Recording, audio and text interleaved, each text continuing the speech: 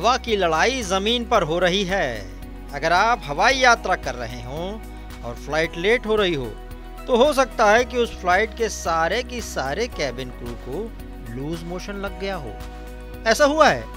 अगर आपने शनिवार को इंडिगो से यात्रा की और इस बात को लेकर परेशान थे कि फ्लाइट लेट क्यों हो रही है, तो आपको बता दें कि इंडिगो के बहुत सारे कैबिन क्रू छुट्टी पर चले गए थे।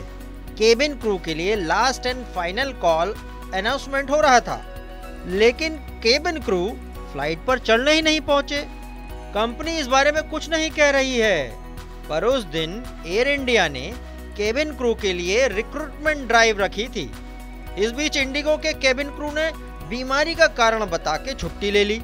किसी को लूज मोशन लग गया, किसी को कोल्ड तो किसी को फीवर आ गया। इंडस्ट्री के एक्सपर्ट बोल रहे हैं कि ये लूज मोशन कोल्ड वोल्ड वाला मामला नहीं था, बल्कि केबिन क्रू एयर इंडिया में इंटरव्यू देने गए थे। यानी एयर इंडिया की वजह से इंडिगो के केबिन क्रू को लूज मोशन लग गए। इंडिगो की 1600 फ्लाइट घरेलू और इंटरनेशनल रूट पर रोजाना उड़ती है। इनमें से गुजरे शनिवार को 900 फ्लाइट डिस्टर्ब हो गई और देरी से चली। रविवार को भी देरी से चलने का असर जारी रहा। मामला इतना बढ़ गया कि डीजीसीए यानी director general of civil aviation इस बात की जांच कर रहा है कि ये हुआ तो हुआ क्यों। टाइम पे फ्लाइट चलने के मामले में शनिवार को इंडिगो की 45.2% परफॉर्मेंस थी। स्पाइस जेट 80 के ऊपर थी, गो फर्स्ट 88, एयर एशिया 92 से ऊपर, विस्तारा 86% से ऊपर और एयर इंडिया 77% से ऊपर थी। एक फ्लाइट में लगभग 5 केबिन क्रू होते हैं और 1600 फ्लाइट के हिसाब से 8000 केबिन क्रू मान लो। इनमें से आधे से ज्यादा को उस दिन लूज मोशन या फीवर हो गया था।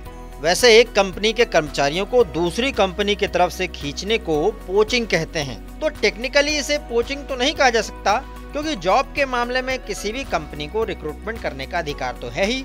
और एयर इंडिया के आने के बाद जॉब के मामले में ठंडी पड़ी इंडस्ट्री में ठंडी बयार चलने लगी है। कोरोना के लॉकडाउन के चक्कर में कई कंपनियों ने अपने एम्प्लॉयज की सैलरी भी घटा दी थी। आपको याद ही होगा, इसी अप्रैल में स्ट्राइक का मूड बना रहे पायलट्स को इंडिगो ने बाहर का द्वार दिखा दिया था और बाकी कर्मचारी मन मारकर कुर्सी की पेटी बांधकर बैठे रहे थे। फिर इंडिगो को घोषणा करनी पड़ी थी कि कंपनी सैलरी बढ़ाएगी। उधर खस्ता हाल में पड़ी एयर इंडिया को जब से टाटा ग्रुप ने खरीदा है, तब से इंडस्ट्री को जैसे ऑक्सीजन मास्क मिल गया हो। एयर इंडिया के महाराजा ने नए कलेवर में कर्मचारियों और यात्रियों दोनों का स्वागत शुरू कर दिया। वैसे इंडिगो के साथ ऐसा पहली बार नहीं हुआ।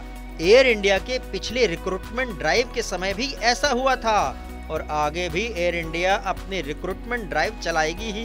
एक्सपर्ट कहते हैं कि अभी तो राकेश झुनझुनवाला की आकाशा भी आने वाली है। जॉब के मामले में पायलट और केबिन क्रू के अच्छे दिन आ चुके हैं और आगे भी बहुत बढ़िया प्रोस्पेक्ट्स हैं। देश में लगभग 3.5 लाख लोग लगभग 2500 फ्लाइट से डेली डोमेस्टिक यात्रा करते हैं और ये नंबर घटते बढ़ते रहते हैं, लेकिन सालाना के हिसाब से ये नंबर बढ़ ही रहे हैं। ऐसे में एयरलाइंस इंडस्ट्री जो किसी समय घाटे में चल रही थी, उनके लिए अपनी बैलेंस शीट सुधारने का मौका है। पैसेंजर को सर्विस भी अच्छी मिलेगी, लेकिन किसी रिक्रूटमेंट ड्राइव के समय पैसेंजर को केबिन क्रू के लूज मोशन की वजह से डिले ये तो झेलना ही पड़ेगा।